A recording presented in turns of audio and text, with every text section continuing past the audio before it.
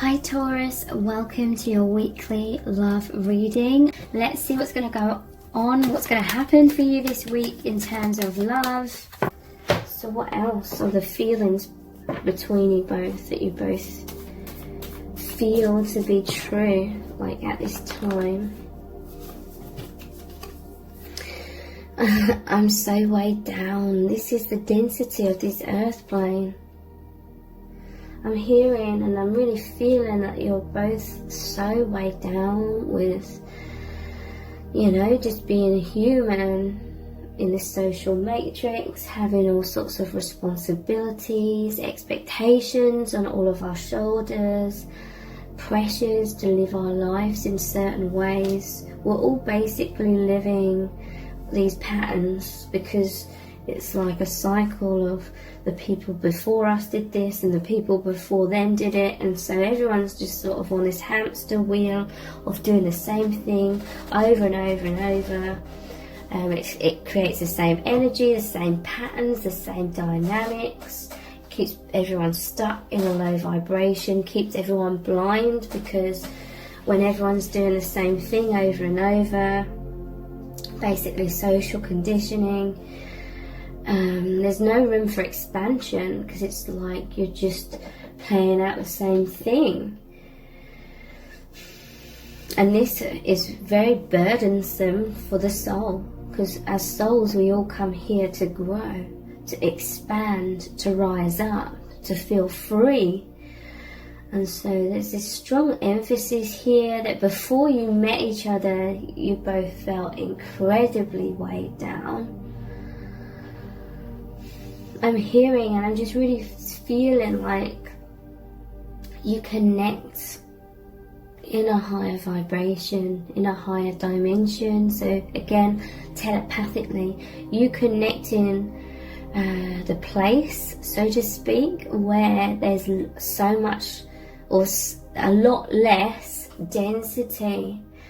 And so it's just free flowing, it feels incredible, this connection's so uplifting, it's like a huge weight off your shoulders, you're constantly thinking about each other, you're really connecting with each other, because it is heaven on earth. It's like setting you free, it's liberating you from all of this weight on your shoulders from being human and living the human life. Obviously there's still the social matrix, we're all still within it, there still is going to be these responsibilities, this heaviness, these expectations, that with each other it's like this meeting has opened up this doorway for you to both feel much more of your true selves. So the soul identity, which is beyond this lifetime, it's beyond your human self that has all these like responsibilities and patterns that are conditioned into us through the social matrix. So obviously it's like this person and you feel so amazing, experiencing this higher dimension that you've both been awakened to through this divine union. So you're naturally just gravitating towards each other. You don't even have to gravitate towards each other because you feel this oneness. It's like through this physical recognition, i.e. you met each other in the physical, it's just consciously, it's like the two puzzle pieces, it's just moved you into the higher dimension, that it's clicked into place. It just feels right, it just is. There's no sort of effort going into this, it just is. And that's what's so liberating and freeing about this connection. Like, it just is. You don't have to sort of force the love. You don't have to change yourselves to feel loved by the other. Yeah, the ego can come in, most definitely, with all the conditioned fears and wounds and thinking I'm not good enough. That's just conditioned stuff that isn't the real you. So yeah, that can come in somewhat. But at the core of this connection, it's just the love, it's just the oneness. You don't have to convince each other of anything. It's just there. It just is. And that's the most powerful force, that love. What else are you both feeling right now? I feel so happy when I'm with you. This is the Three of Cups again. That's that celebration. It's the joy. It's the reconciliation, reunion card. Yeah, I feel so happy when I'm with you. It's you both being in the higher vibrations of the higher dimension through this beautiful union. You met each other and it's like it's completely taken off this huge layer of density. I'm seeing, like, you know, if you're at like a 5-star hotel or something and you had room service and they came along and delivered your meal, brought your meal into you, and they took, like, I don't know what it's called, they took the cover off. It's like that. It's like you were under this cover thinking this is reality, but it was just a shield. It was just a blind to keep us blind. These patterns. This is why we're conditioned to live out all these patterns, and you know, the whole rat race and the money system, and you need to do this, that and the other every day in order to survive in that. That all keeps us distracted, so we're looking too close in front of us. We're not looking out there, seeing the bigger picture, seeing what's beyond all of this patterning. It's like you met each other, it's like the lid came off and there's this whole other infinite universe you can now see into. And it's amazing. Feel so happy. That happiness is all of that high vibration. The happiness is the freedom, is the sun. It's the weight of the world being lifted from your shoulders and replaced with the rejuvenation of truth, of love, of light. How else are you both feeling at this time? Let's heal this. The Six of Swords. This is an incredibly healing connection. You look to each other, you connect with each other, you think about each other, you feel that oneness, because it's all healing, incredibly healing. It releases density and illusions. 10 of Wands normally shows the person with the 10 wands in front of them. They can't see where they're going. That's how you both were before you met each other. Now it's like the 10 wands have been released, and like I said, it's revealed this whole other reality that was previously locked away from you. You couldn't see it, now you can. And they really know that you're both on this path of healing. This is a journey card, Six of Swords. A lot of it is to do with mind patterns.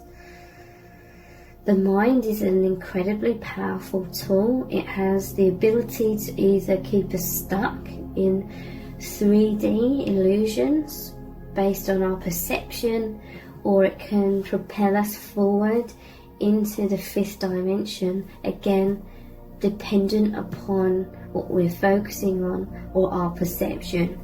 Whatever we perceive is what we create. That creates our reality, our experience. So this connection's really come in and given you both the ability to consciously realize that you have a choice and you can choose to focus on love and truth. It's really revealed to you both what is truth and what is illusion, so you can make that choice. And you're both like choosing what makes you feel amazing, because it's the most powerful force, okay?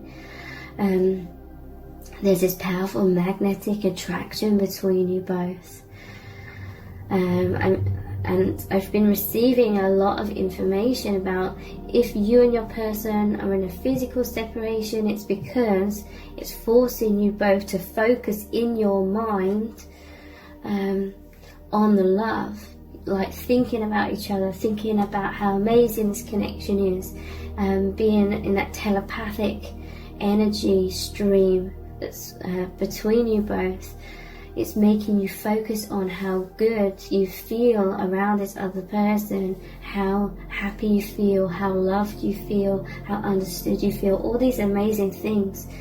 Through some sort of separation, it's causing you to focus in your mind on the fifth dimensional direction, so it's moving you more and more into that, because that is the purpose of this connection. Intense healing, intense awakening, to really get the ball rolling. I'm hearing to affect positive social change, positive, or you bringing this awareness of the fifth dimension into the social matrix of this world.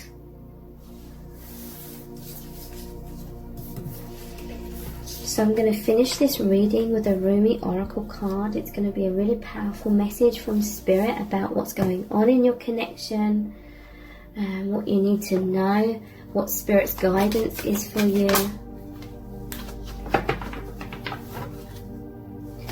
We have Sacred Soul Sister 37.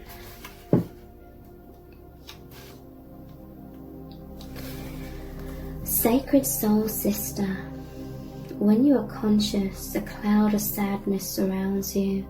When you are beyond consciousness, the moon rests in your arms. When you are conscious, the beloved moves out of your reach. When you are beyond consciousness, the ecstasy of love moves your way. So this is written in a way that's different to how I would word it. Because to me, conscious is when you're awakened. So yeah, I would say it as when you are in the overactive mind or the illusions, a cloud of sadness surrounds you. When you're beyond those illusions and limited thought patterns, the moon rests in your arms. When you are too much in the overactive mind, the beloved moves out of your reach. When you're beyond those limitations and in the heart space, basically, the ecstasy of love moves your way. When you are too much in the illusions, you are depressed like fool. When you are beyond the illusions and in the energy of love, which you access through taking time for stillness and tapping into the intuition and the feelings within your heart. The winter cold feels like spring, like there's optimism. All your wavering is due to your longing to be stable. Look for instability until you become stable. So this is what this Sacred Soul Sister says. I love you. I am your other self. I am with you always, your partner on this soul journey. I am the you that you do not see. I am the you that speaks through intuition and instinct. I whisper and sing and shout my crazed truth-telling to you through your dreams, through your body. I am the you that is wise, that trusts in life, that knows. I am the you that sees reality rather than appearance. I am the you that knows how to be happy and free. There is a valid point of view that we travel this path of our life journey alone. Our deepest descents into the psyche happen alone. We meet death alone and come into the world alone. And yet there is a vaster perspective that we are never alone, that it would be impossible to really be alone. We are connected to all of life, and there is no such thing as being alone in reality, only in our limited and temporary perception. As if such community were not enough, there is a partner, an ally, who journeys with you from birth to death and beyond again and again. You have a sacred sister, a sister of your soul. She weaves the stories of truth through dreams and insights that come upon you as if from nowhere. Perhaps they drop into your mind or seem to erupt from within you, but that is her talking to you, demanding or reassuring, depending on what the occasion best calls for at that moment. Her truths may seem overly dramatic, so you may discount them as workings of an overactive imagination, or perhaps her truth tales are so subtle you dismiss them as meaningless, fleeting fancy. The wise ones know, however, that the truths of the sacred soul sister are powerful, relevant, and worthy of time and attention. They know her oftentimes strange and startling offerings hold the keys to unlock entire worlds, to open up new realities, and to transform the nature of our existence from the deepest and most esoteric spiritual levels to the most palpable, practical, daily realities of our living bodies in the physical world. Your sacred soul sister is your partner in consciousness. Make no mistake, she is you. She is just the part of you so great you cannot always see her from your conscious mind. It is sort of like the eye of the dog trying to see its whole self, which is a bit tricky, for as it moves to see its rear, so the rear is moved along too. So rather than through direct perception, the sacred soul sister is met through reflection. She can be received in those moments of rest, where great ideas are born. She is a genius, you see, vastly creative and inspired. Her worlds are those we access in sleep and meditation, or absorbing engagement in activity, where the mind can relax and drop into realities far more vast than those of daily life and be replenished. To tap into her wisdom, to distill a teaching from the fragmented memory of a dream or a subtle feeling experienced in meditation requires that you walk with her gait, not the fast-paced, forward-moving canter of your conscious and intellectual mind. So, as I'm reading this, it's making me think about how I'm constantly having dreams when me and my person are together in those dreams, and in the dream I had like this vacuum cleaner and I was hoovering up debris. Okay, so this is like a message saying that you and your person connect in the astral realms even during sleep time, and you're both removing so much density, you're healing a lot of that. It says, her gait is meandering and apparently unstudied, yet she is in deep concentration to feel for truth of movement, to allow for what is emerging to express itself through her, and she is listening rather than demanding to know, to force, to speak and to direct. To receive her genius and benefit most fully from it requires a willingness to surrender logic and open up to inspiration, to become empty, to let the mind soften and become receptive, open and permeable.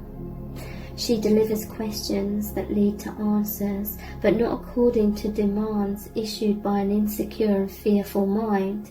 She offers what is genuinely needed and answers the deepest questions of the heart.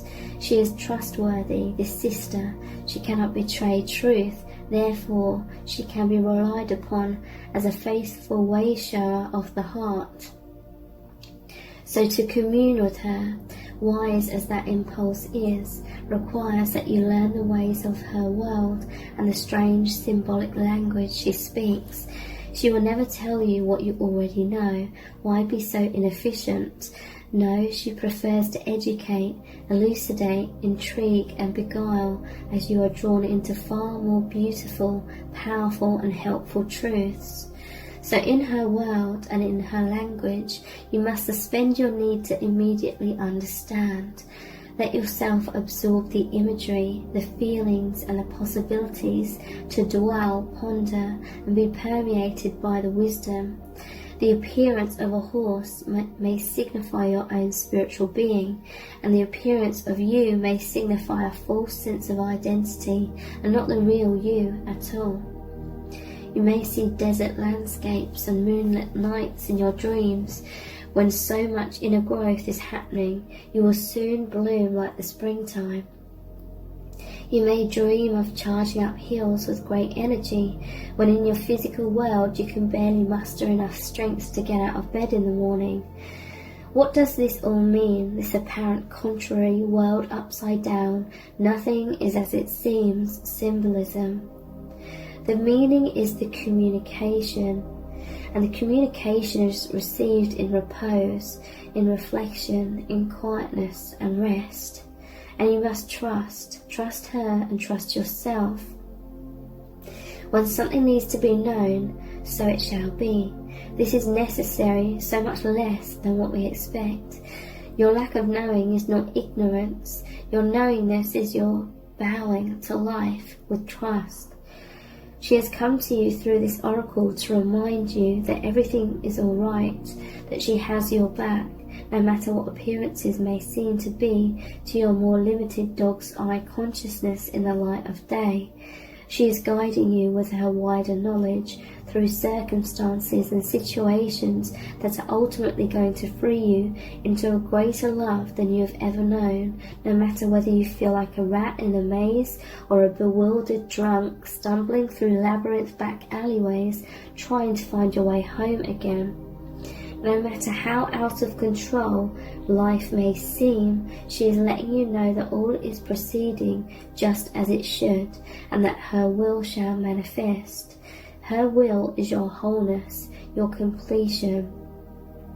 Her will must manifest and shall, because her will is nature.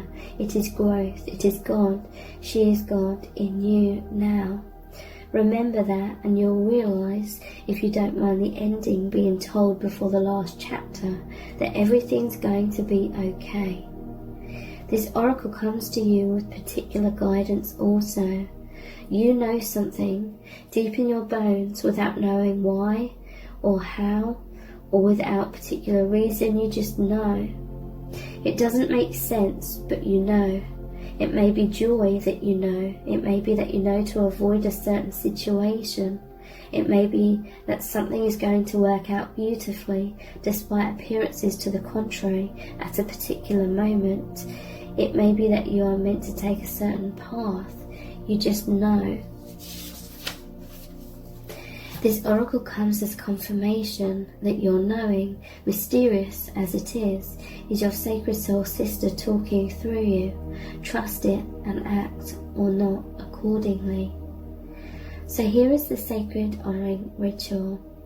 Kneel or sit comfortably, preferably on the ground or somewhere you feel grounded and anchored to the earth. That could be on the floor if practical. Rest your hands on the ground or on your legs. Say aloud, I call upon the sacred soul sister of my soul, the shadow priestess of wisdom in the temple of love.